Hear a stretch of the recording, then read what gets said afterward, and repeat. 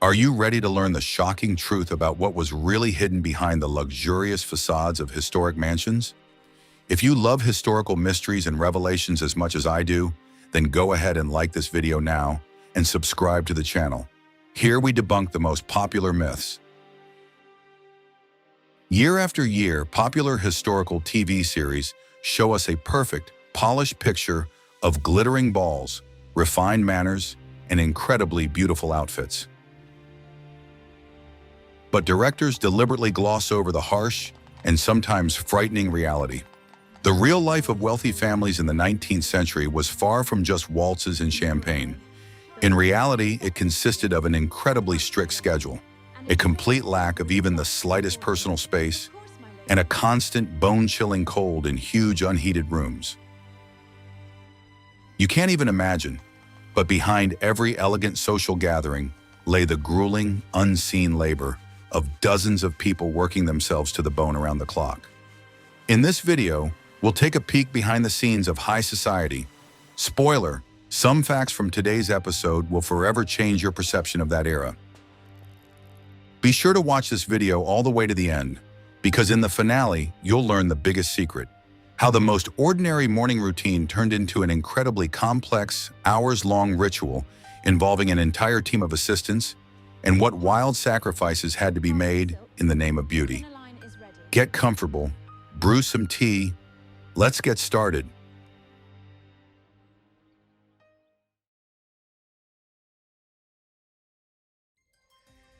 What if I told you that everything you believed while watching historical films is a lie? The luxurious living rooms and grand staircases were only a small part of the vast Victorian mansion. Real life in the house bustled in the narrow, dark corridors hidden between the main walls and ceilings.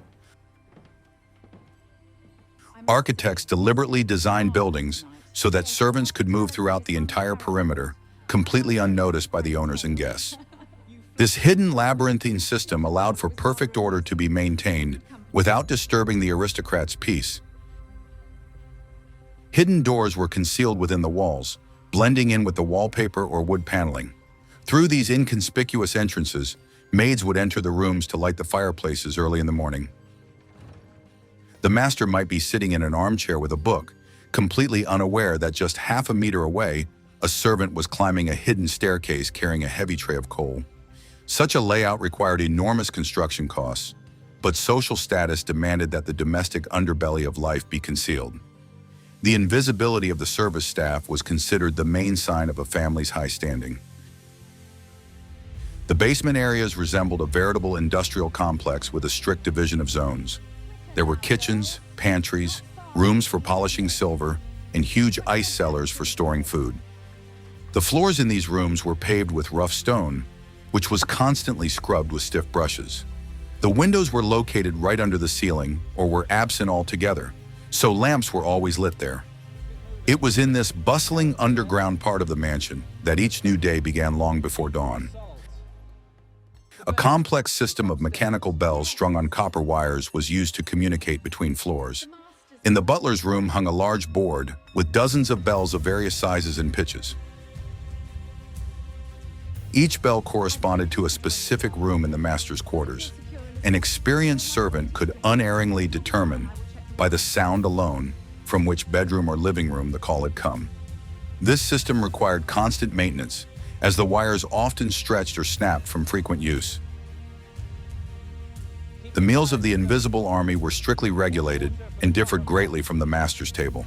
The servants ate in a large hall on the basement level at strictly designated times. A strict hierarchy was observed at the table, with the butler and housekeeper occupying the places of honor at the head. Conversation during meals was often forbidden so as not to waste precious time on idle chatter. The diet consisted of simple, hearty dishes such as potatoes, grains, and thick soup. Days off for the servants were extremely rare. A maid could count on only half a day off once every 2 weeks. The rest of the time, they were at the family's complete disposal around the clock.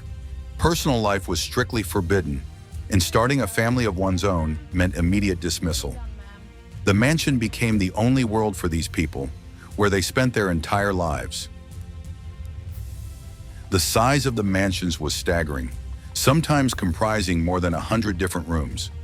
A separate crew of workers was required just to keep the windows clean. Polishing the wooden staircases and waxing the parquet floors took long hours of monotonous labor. Huge chandeliers with hundreds of crystal pendants had to be lowered regularly so that every detail could be thoroughly cleaned. All this colossal work went completely unnoticed by guests enjoying balls and receptions. The luxurious facade of a Victorian home concealed a harsh, non-stop mechanism. Every shiny doorknob and starched napkin required the incredible effort of hundreds of hands. I'd love to hear your thoughts.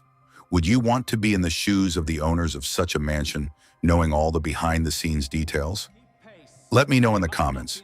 Be sure to subscribe to the channel so you don't miss our new historical investigations.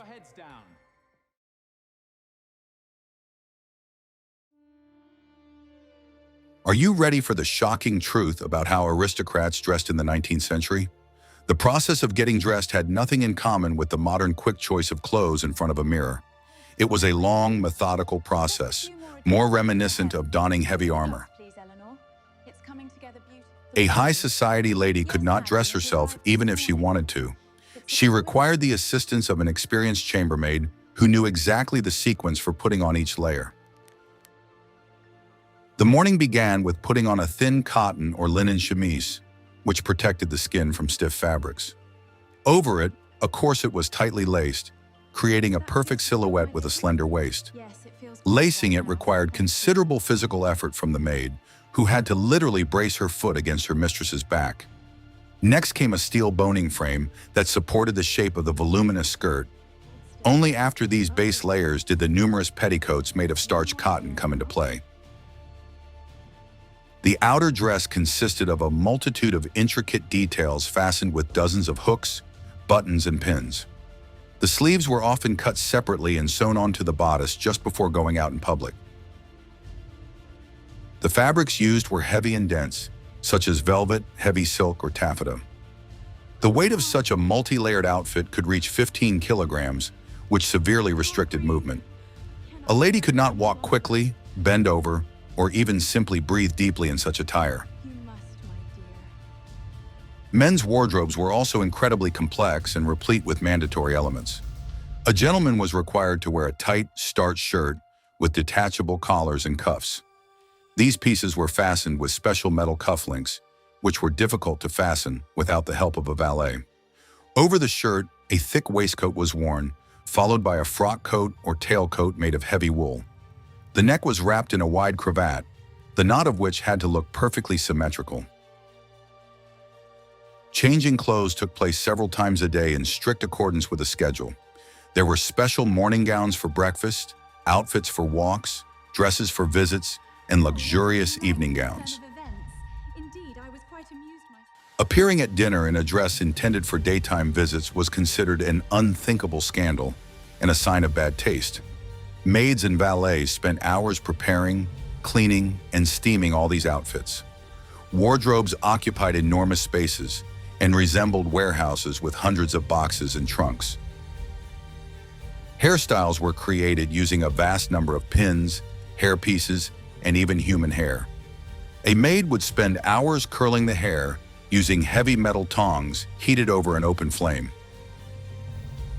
One careless movement could result in a singed strand of hair or a burn on the neck.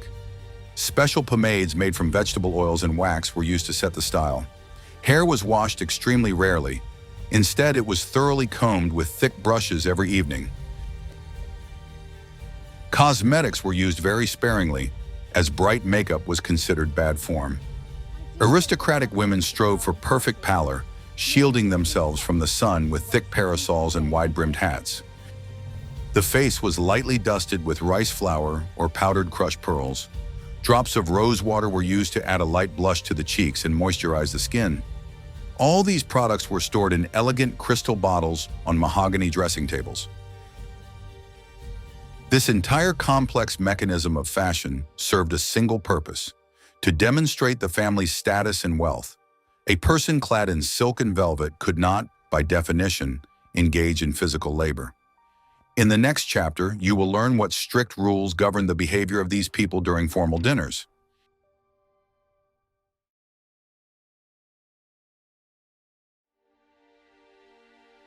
Here's what happens behind the closed doors of luxurious dining rooms when food is served. A formal dinner was not merely a meal, but an intricate theatrical performance with its own strict rules. The table was set with mathematical precision, measuring the distance between plates and glasses with a special ruler. The snow-white damask tablecloth was not allowed to have a single wrinkle or unevenness. Each seat at the table reflected the guest's social standing in society. The seating arrangement was planned by the hostess several weeks before the event. Special name cards were placed next to the cutlery in strict accordance with the titles and status of the guests. The most honored guests sat closest to the host and hostess, who were seated at opposite ends of the long table. A mistake in the seating arrangement could cause serious offense and a rift in relations between families. The butler personally checked the correct placement of the cards just before the start of the dinner. The cutlery consisted of a veritable arsenal of dozens of different spoons, forks, and knives. Each dish had its own special utensil, from lemon forks to asparagus tongs. Guests were expected to navigate this array with flawless precision, starting to use their cutlery from the outer edges toward the center of the plate. Using the wrong fork immediately gave away one's humble origins. Servants silently replaced used cutlery after each course was served. Dishes were served in strict silence according to a system known as Russian-style service. Waiters in white gloves brought enormous silver trays of food to each guest in turn. The guest was expected to place the portion on their own plate using special serving utensils. This process required incredible dexterity to avoid spilling sauce on the snow-white tablecloth or a neighbor's attire. Servants were strictly forbidden from touching guests or making unnecessary noise while serving. Conversation at the table was subject to strict rules and resembled a partnered dance. At the start of the dinner, a lady was required to converse with the gentleman seated to her right. After a particular course was served, the hostess would give a subtle signal, and all guests would simultaneously turn to their neighbors on the left. Discussing politics, religion, or finances at the dinner table was considered absolutely unacceptable. Conversation was to focus on light, neutral topics, such as art, the weather, or recent social news. Table decoration was a distinct form of monumental art. In the center stood massive silver candelabras and enormous bowls filled with luxurious flowers. The floral arrangements were designed so as not to obscure the faces of the guests sitting across from one another. In wealthy homes, elaborate mirrored trays were used to create the illusion of lakes on which porcelain figurines floated. The table lighting was designed to highlight the sparkle of the ladies' family diamonds. The end of the dinner was marked by a special ritual that was strictly observed in all respectable homes. The hostess made eye contact with the highest-ranking lady and slowly rose from her seat. This served as a signal for all the women to leave the dining room and move to the parlor for conversation. The men remained at the table to smoke cigars and discuss business in exclusively male company. This moment of gender separation was the culmination of the evening before tea was served in the parlor. Every detail of this complex ritual served as a testament to the stability and order of Victorian society. A flawless dinner required an incredible amount of effort from the entire staff. Please like this video if you too were impressed by such a complex organization of a simple meal.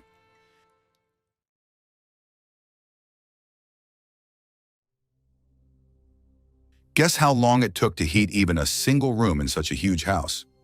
Victorian mansions, despite all their outward opulence, were incredibly cold and damp buildings. High ceilings, huge windows, and a series of interconnected rooms made retaining heat a nearly impossible task. Central heating, as we understand it today, did not exist, and each room was heated individually. In winter, the temperature in hallways and stairwells often dropped to near freezing levels. The main source of heat was open coal or wood-burning fireplaces located in every living room. A fireplace provided warmth only in the immediate vicinity of the fire, leaving the far corners of the room freezing. The back of a person sitting by the fireplace often froze from drafts, while their face burned with heat. Heavy velvet curtains on windows and doors were used to protect against cold air currents. Huge tapestries on the walls served not only as decoration, but also as an additional layer of insulation. Keeping the fire going required round-the-clock, physically demanding work by specialized staff. Coal was stored in deep cellars, from which it had to be carried in heavy iron buckets up steep staircases. Maids had to clear the grates of ash, clean the marble portals, and load new fuel early in the morning. Throughout the day, they regularly checked the fireplaces, trying to do so as inconspicuously as possible for the owners. Soiling the carpet with coal dust was considered a grave mistake and was strictly punished by the housekeeper. Bathrooms as we know them were just beginning to appear in the most progressive homes. Most often, portable metal tubs were used for bathing, which were set up right in front of the burning fireplace in the bedroom. Servants carried dozens of jugs of hot water from the kitchen boilers, climbing up to the upper floors. The water cooled quickly in the cool air of the room, so the washing process had to be very quick. After finishing, all the water had to be carried back outside by hand. Huge cast-iron stoves were installed in the corridors and grand halls, consuming enormous amounts of coal. They slightly mitigated the temperature difference between the living quarters and the stairwells. Pipes from these stoves were often run through the walls in an attempt to create a primitive heating system. However, these metal giants required the stokers' constant attention and regular cleaning to remove soot. The smell of burnt coal and a light haze were ever present in the air of a Victorian mansion. Chimney flues required regular and thorough cleaning to prevent accumulated soot from catching fire. This dirty work was entrusted to specialized chimney sweeps, who used long brushes attached to flexible cables. The cleaning process was accompanied by flying soot, so all the furniture in the room was first covered with thick protective covers. Cleaning the complex, winding chimneys took several hours and disrupted the usual rhythm of life throughout the house. Good draft in the fireplace ensured that smoke would escape outside rather than into the living room. The architecture of the buildings included numerous non-residential spaces, such as greenhouses or covered galleries. In winter, these glass extensions froze solid, requiring the installation of additional stoves to preserve the exotic plants. Maintaining a winter garden became an endless struggle to keep the right temperature and humidity. Gardeners kept watch at night to prevent expensive palm trees and ferns from dying due to sudden cold snaps. Warmth in such a house was a sign of wealth, as it cost a fortune. The harsh indoor climate dictated its own rules of behavior and choice of everyday attire. The residents of these magnificent palaces endured daily discomfort for the sake of maintaining their status. How difficult do you think it was to keep a mansion lit after dark?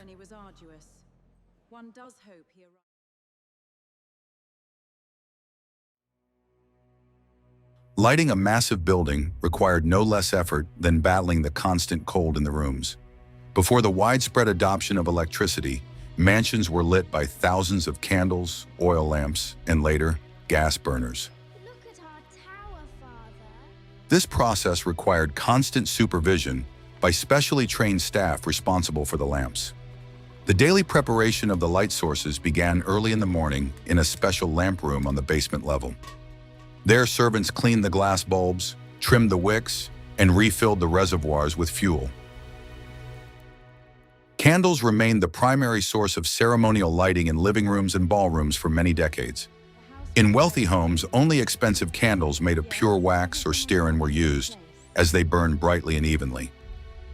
Cheap tallow candles smoked, gave off an unpleasant odor, and were used exclusively in servants' quarters.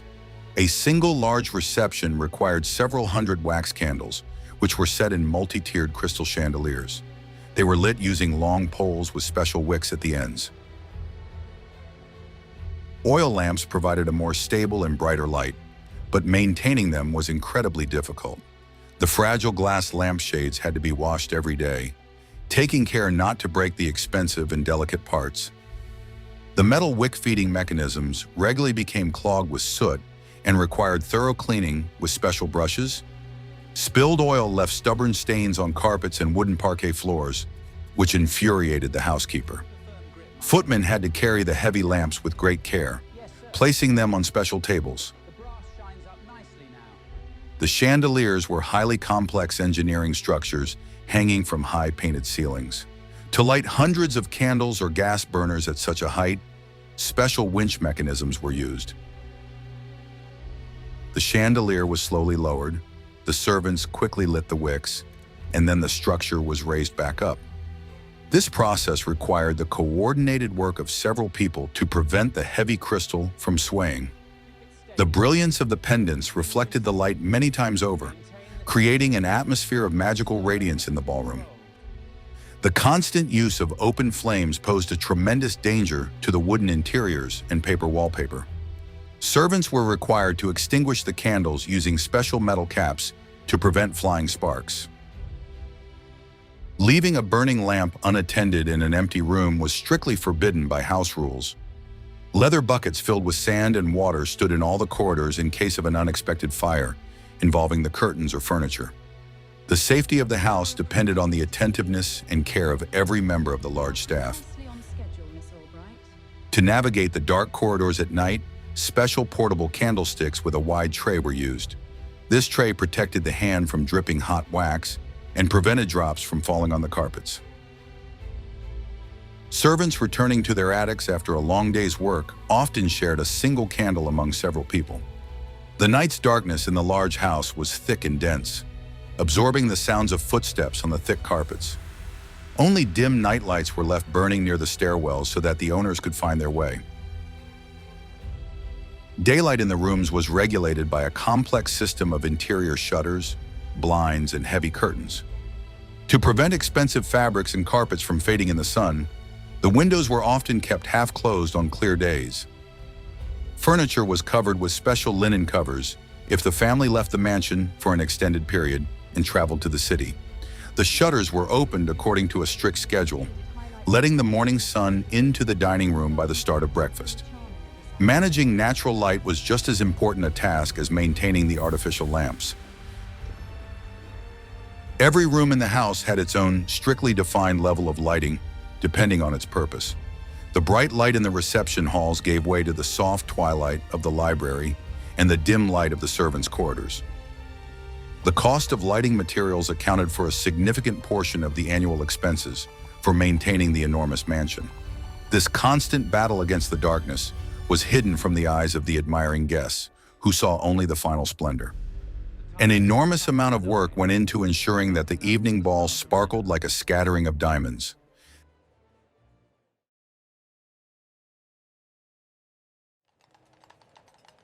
The hidden truth that everyone kept quiet about was that the servants were divided more strictly than the lords themselves. Within the mansion's invisible army, there existed its own incredibly strict caste system. The underworld of basements and back staircases mirrored the class prejudices of high society with frightening accuracy. Senior servants wielded immense power and enjoyed privileges inaccessible to the laborers and dishwashers. Violating this internal hierarchy was punished just as severely as disobeying the masters themselves. At the top of this pyramid stood the butler, who was an unquestioned authority for the male staff. He wore a formal black suit, outwardly resembling a noble gentleman, and was responsible for the wine cellar and the silverware. The butler never performed heavy physical labor, limiting himself solely to managing and supervising the footmen. His room was located in the most comfortable part of the servants' quarters and often had its own fireplace. He was addressed exclusively by his last name, preceded by the respectful title Mr. in recognition of his high status. The master's personal servants, such as the valet and the lady's maid, were considered the elite and kept to themselves. They knew the family's most intimate secrets, saw the masters without their formal attire, and had direct access to them. These people often wore the owner's hand-me-down clothes and were entitled to better food. Their status aroused envy among the junior maids, who had to clean fireplaces and carry coal. Personal assistants rarely socialized with the rest of the staff, preferring the company of their peers. Footmen were valued above all for their tall stature and attractive appearance, as they represented the face of the household. They opened doors, served dishes at the table, and accompanied carriages during outings into the city. Their liveries were made of expensive fabrics and adorned with family crests, sometimes costing more than their employer's suits. The taller and more imposing a footman was, the higher a salary he could demand from his employer. At the same time, their intellectual abilities often had no bearing on the performance of their mechanical duties. At the very bottom of the hierarchy were dishwashers, errand boys, and junior maids. They performed the heaviest, dirtiest work, starting their day before everyone else and finishing late at night. These workers slept in cramped attics, often several people in a single small cold room. They were not allowed to show their faces to the masters and moved exclusively via backstairs. Their wages were meager, and their chances of climbing the career ladder remained extremely slim. Relationships between different levels of staff were often tense due to fierce competition and gossip. Senior servants strictly monitored the conduct of their juniors, quashing any romantic entanglements within the household. Free time, if any, was spent separately, as the senior staff drank tea in the housekeeper's private room. Joint celebrations were held only once a year, when the rules were slightly relaxed for the entire staff. On this day, the owners might come down to the servants themselves to symbolically thank them for their work. I don't know what to say. This social mechanism, hidden from outsiders' eyes, ran like a well-oiled machine. The hierarchy of the invisible army ensured an order in which the vast house functioned without a hitch. In the next chapter, you will learn what complex rules of etiquette govern ordinary daytime visits in this society.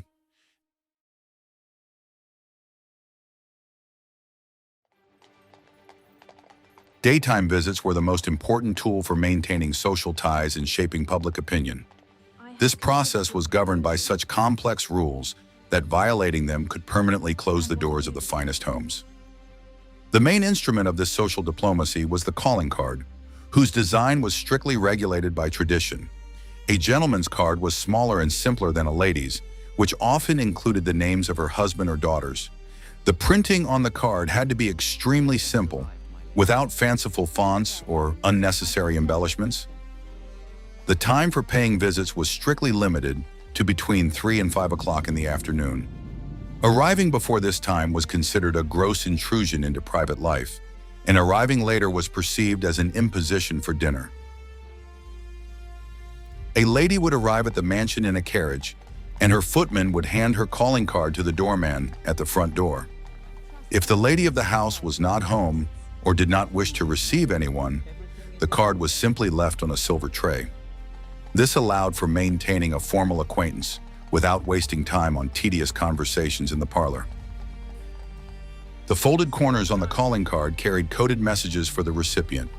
The upper right corner signified a personal visit rather than simply passing the card through a servant. The lower left corner was folded as a sign of condolence if a sad event had occurred in the family of acquaintances. A card folded in half signaled that the visit was intended for all family members living in the house. This silent language eliminated the need to write long, accompanying letters for trivial matters. The parlor for daytime receptions was furnished with particular care, showcasing the family's impeccable taste. Armchairs and sofas were arranged in small groups to create areas for private conversations among a few people. Illustrated magazines and books in expensive bindings were laid out on low tables to entertain waiting guests. The windows were adorned with elaborate draperies that let in enough light but concealed the interior from view from the street. The air was filled with the light scents of fresh flowers arranged in elegant porcelain vases. Serving tea during a visit was a separate ritual with its own strict set of rules and utensils. The hostess herself poured the tea, demonstrating her hospitality and refined manners to the visitors. The servants merely brought in a heavy silver tray with boiling water, a teapot, a milk jug, and tiny sandwiches.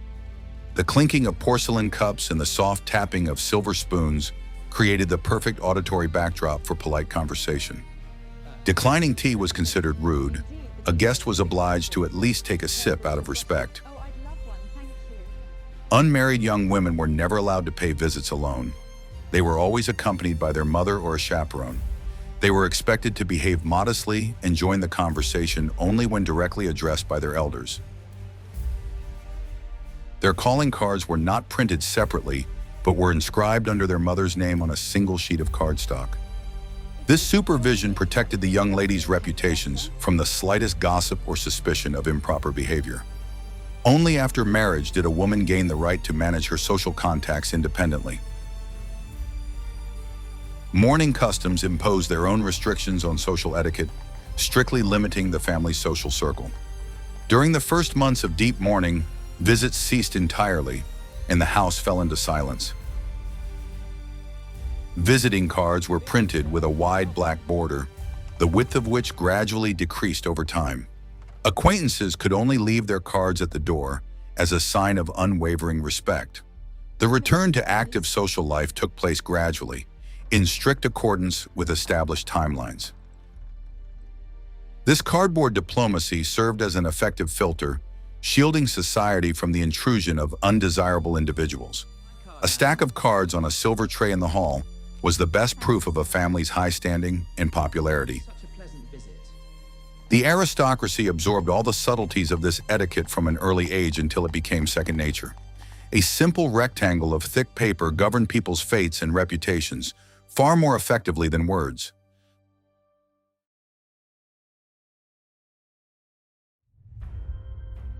The space of a Victorian mansion was clearly zoned not only for the servants, but also for the owners themselves.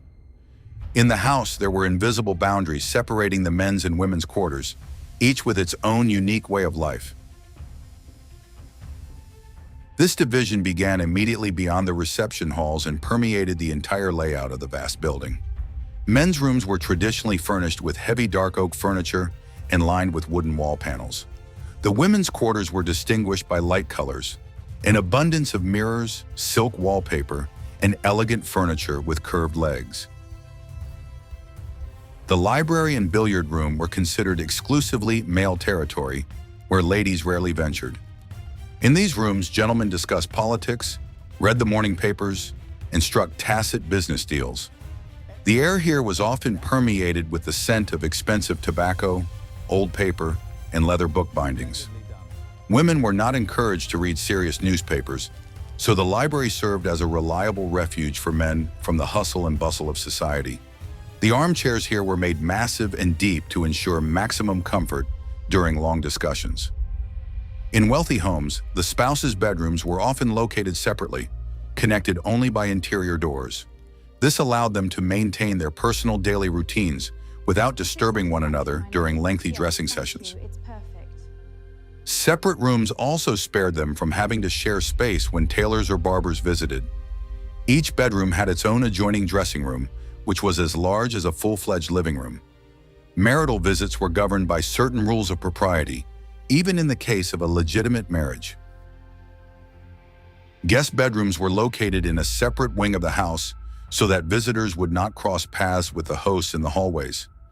Each guest room was equipped with its own fireplace and a small table for morning tea or writing letters. The hosts sought to provide guests with maximum autonomy by assigning them their own servants for the duration of their visit. Meetings took place mainly in the formal rooms during dinner or joint evening entertainments. Such planning helped avoid awkward situations and preserved the illusion of perfect order. The ballroom was the largest and most opulent room, bringing together the worlds of men and women through dance. Most of the time it remained closed. The furniture was covered with dust covers, and the parquet floor was polished with a special wax. Using the hall required a tremendous amount of preparation, including removing the covers, washing the windows, and setting up hundreds of candles. The music gallery for the orchestra was often located under the ceiling, so that the musicians would not take up space on the dance floor. The ballroom was the pinnacle of the house's architectural design, intended solely to display wealth. The division of space also dictated different routes through the house for different family members. There were grand staircases with wide flights and carved banisters for ceremonial descents to the dining room. Hidden nearby were narrow side staircases, along which the owner could discreetly make his way to the billiard room or the library. This complex logistics allowed people to live under the same roof, but to cross paths only at specific times. The space controlled people's behavior no less effectively than strict rules of etiquette. Every square meter of the mansion had its own strictly defined purpose and rules of use. The house was a complex ecosystem where the architecture directly shaped the lifestyle of its inhabitants. This separation of worlds helped maintain the illusion of calm and order in any situation.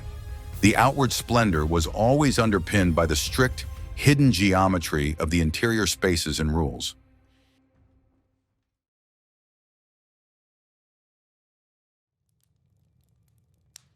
Keeping a vast amount of textiles clean was one of the most arduous tasks for the domestic staff.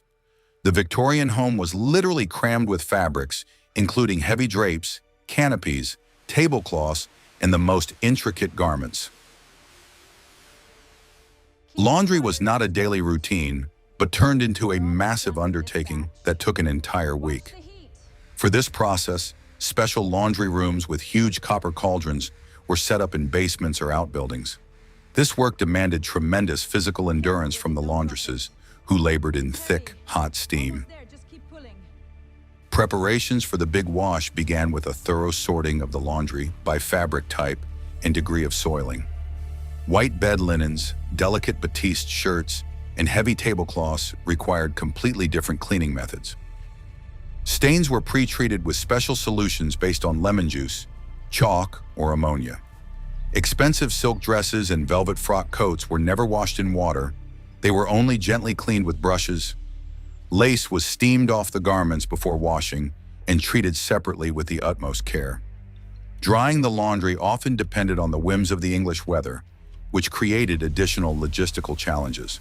On clear days, the courtyards behind the mansion turned into labyrinths of stretched-out ropes and white sheets. In rainy weather, drying was moved to special heated rooms equipped with wooden drying racks under the ceiling. There, the laundry dried slowly, filling the rooms with the heavy scent of damp cotton and lye soap. Laying clothes out on bushes to dry in the sun was considered an excellent method of natural bleaching. The ironing process was no less labor-intensive and required the use of heavy, solid metal irons. These irons were heated on special stoves, and the laundress had to constantly monitor their temperature. Metal that was too hot could instantly burn a hole in an expensive shirt, while cold metal failed to smooth out the wrinkles. Several irons were used simultaneously for ironing, as while some were in use, others were heating up over the fire. Delicate fabrics were ironed through damp muslin, and collars and cuffs were carefully starched until they were as stiff as cardboard. Starching was a mandatory procedure for men's collars, shirts, and women's petticoats. The starch solution was prepared according to special recipes, which housekeepers often kept strictly secret. Stiff collars forced men to maintain good posture and hold their chins high, which became a symbol of aristocratic bearing. Starch also helped the fabric stay cleaner by creating a thin protective film on the surface of the cotton fibers. However, wearing such stiff clothing all day was extremely uncomfortable due to the intense friction against the skin. Carpets and heavy drapes were cleaned right in the rooms using damp tea leaves. The leaves were scattered across the carpet. They absorbed the dust, after which they were thoroughly swept up with stiff brushes. Once a year during the spring cleaning, the carpets were taken outside and beaten with special sticks. Upholstered furniture was cleaned with vinegar-based solutions to refresh the color of the upholstery and remove surface dirt. This process required care to ensure that moisture did not penetrate deep into the filling of the armchairs and sofas. Clean linens were stored in huge linen closets under the strict supervision of the housekeeper. The shelves were layered with dried sprigs of lavender and rosemary to give the fabrics a pleasant scent and keep them fresh. Every sheet, pillowcase, and tablecloth had the family's monogram and an inventory number embroidered in the corner. The housekeeper kept a strict record of all textiles in a special book, noting the issuance of clean linens and the return of dirty ones. The loss of even a single napkin from the formal set was considered a serious incident in the household. The scale of this constant battle for cleanliness is staggering, given the lack of automatic machines. Hundreds of kilograms of fabric pass through the hands of the laundresses every week, ensuring the family's impeccable appearance. The Lord's snow-white cuffs and the perfectly smooth tablecloth on the table were the result of backbreaking labor. Cleanliness became yet another symbol of wealth, because it required the maintenance of a huge staff.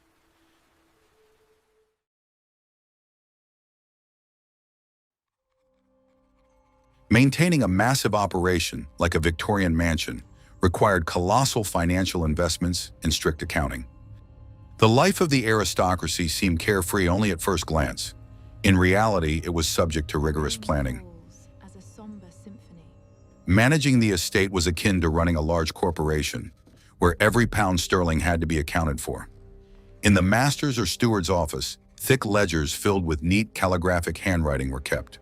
They recorded every expense, from the purchase of new carriages to the cost of a dozen candles for the kitchen. The staff was one of the largest items of regular expenses for the owner of a wealthy household. Wages were paid quarterly or annually, but expenses for food, uniforms, and lodging were added to them. Tailoring expensive liveries for footmen often cost more than the annual salary of a junior maid. In addition, the owners paid for the services of visiting workers, such as chimney sweeps, coalmen, piano tuners, and window washers. Efficient personnel management required a constant balancing act between the need to maintain a prestigious image and the need to save money.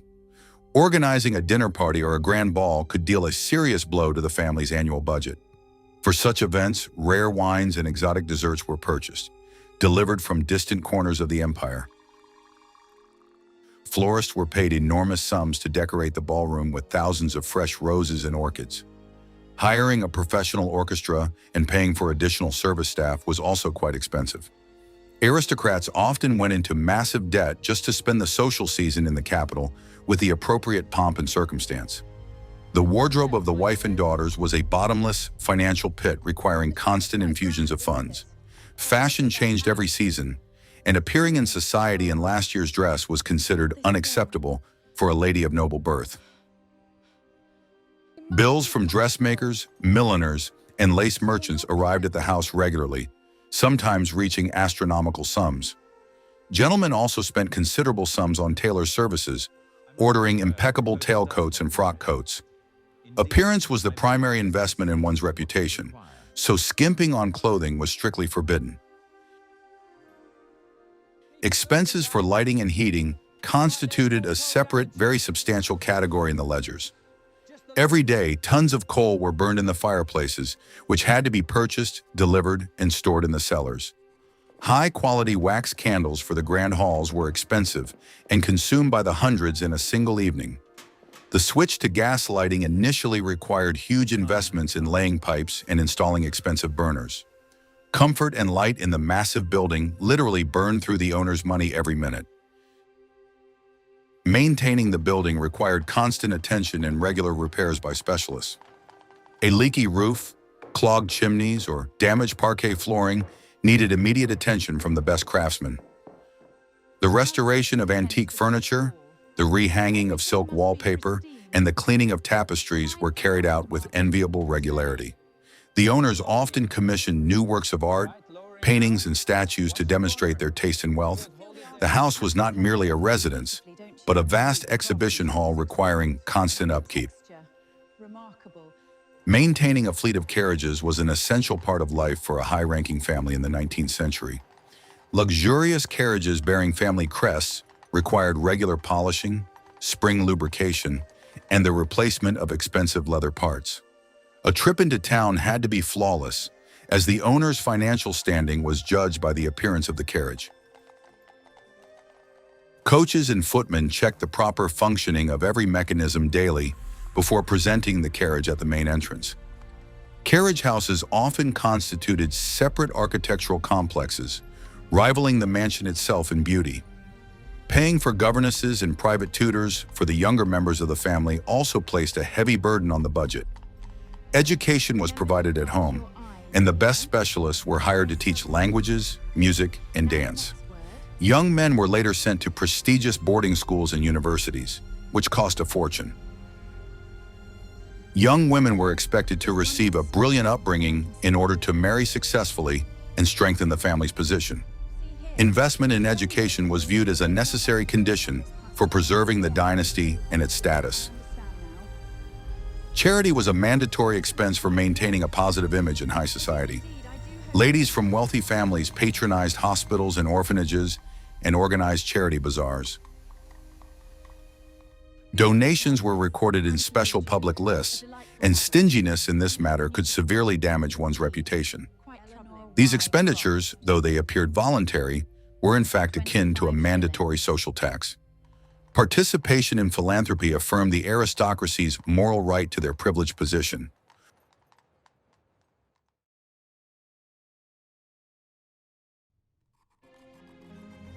All this complex accounting for luxury was sustained by income from landholdings, property rentals, and investments. The estate managers had to work wonders of ingenuity to ensure that the income covered the family's colossal expenses. I just don't know what to do anymore. Behind the beautiful facade of balls and tea parties lay a harsh world of numbers, promissory notes, and I owe us. The mansion was an insatiable machine that demanded a constant influx of money to maintain its grandeur. Victorian-era mansions were not merely beautiful backdrops for novels, but highly complex social machines with their own strict rules. Behind the glittering facade lay the hard labor of servants, the struggle against cold and darkness, a rigid hierarchy, and colossal expenses to maintain status. As we explore these details, we begin to understand that comfort in those days was measured by entirely different standards, beyond our modern comprehension. Suggest topics for future videos you'd like to see in the comments. Be sure to subscribe to our channel so you don't miss new videos.